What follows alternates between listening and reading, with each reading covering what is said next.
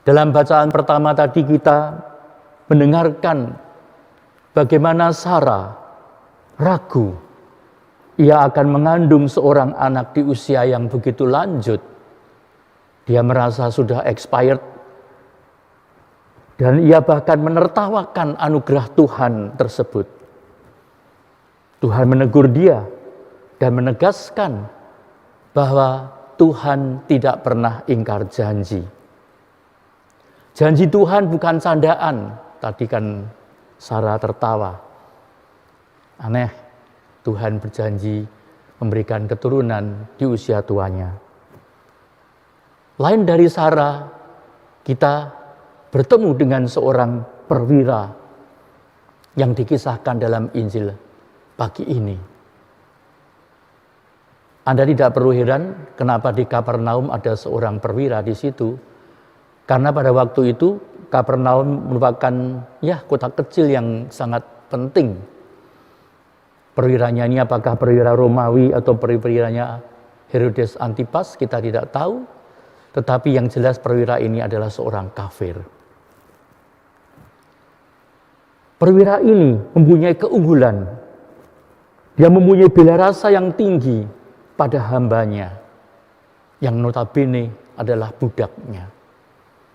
Dan Anda bisa membayangkan sikap yang berbeda dengan majikan-majikan pada zaman itu, memandang rendah para hambanya. Dan Anda bisa menyimpulkan, kendati perwira ini dapat dikatakan orang kafir, tetapi dia mempunyai kasih yang luar biasa. Dia memperhatikan kondisi keadaan hambanya yang sakit lumpuh itu. Hambanya lumpuh, tidak berdaya. Dan di situ dia menunjukkan kasihnya. Tidak hanya kasihnya yang ditunjukkan, tetapi juga imannya. Ketika dia berkata, Tuhan, hambaku terbaring di rumah karena sakit lumpuh dan ia sangat menderita. Yesus berkata kepadanya, aku akan datang menyembuhkannya.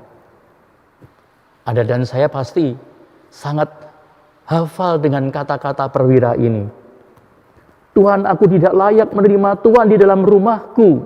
Katakan saja sepatah kata, hambaku itu akan sembuh. Luar biasa sekali, saudara kasih, bahwa perwira ini adalah orang yang beriman, tetapi juga orang yang tahu diri. Dan Anda bisa membayangkan bahwa tidak biasa, bahkan dapat dikatakan najis, kalau orang Yahudi berkunjung ke orang kafir. Dia tidak mau mencemarkan Yesus sebagai orang Yahudi yang harus datang ke rumahnya. Maka itu yang diungkapkan. Tidak usah repot-repot.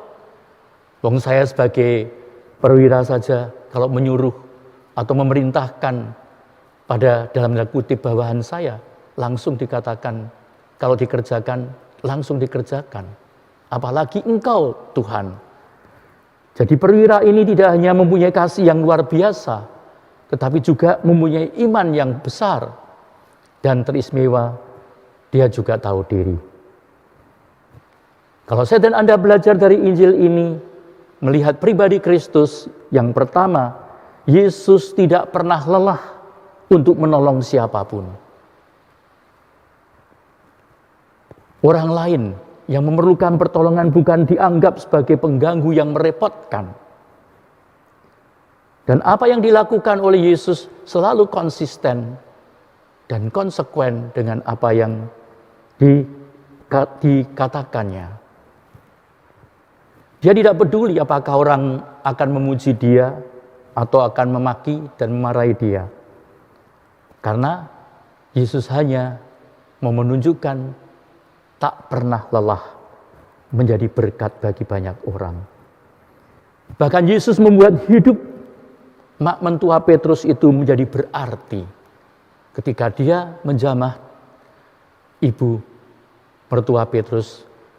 Anda bisa membayangkan ibu mertua Petrus langsung melayani Yesus, membuat dia berdaya, membuat hidupnya berarti. Dan cinta Tuhan memberdayakan, sehingga Mak Mentua Petrus itu sungguh-sungguh kemudian menggunakan pemberian Kristus untuk melayani. Demikian pula harapannya saya dan Anda, kemurahan dan kebaikan Tuhan mengobarkan kita untuk membuat hidupmu dan hidupku berarti kalau saya dan Anda melayani Tuhan dengan tulus dan ikhlas. Dan itulah kemurahan ilahi yang memberikan kepada saya dan Anda kekuatan baru.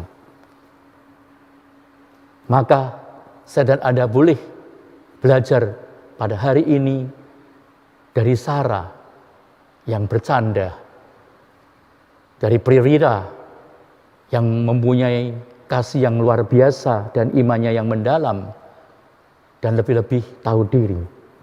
Dan kita belajar dari pribadi Kristus sendiri, sekali lagi yang tidak pernah lelah untuk menolong siapapun. Sabda ini menjadi relevan karena saya dan Anda ditantang untuk terus seperti Yesus, ya, tidak pernah lelah membagikan berkat dan kasih-Nya, khususnya di masa krisis pandemi seperti ini. Ya. Kita terasah dan kita semakin tajam untuk mempunyai hati dan lebih-lebih mempunyai iman yang mendalam. Perwira itu tidak meminta tanda apakah hambanya sudah sembuh atau belum, tetapi dia mengatakan amin. Ya, Tuhan, katakan sepatah kata saja, maka hambaku pasti sembuh. Amin.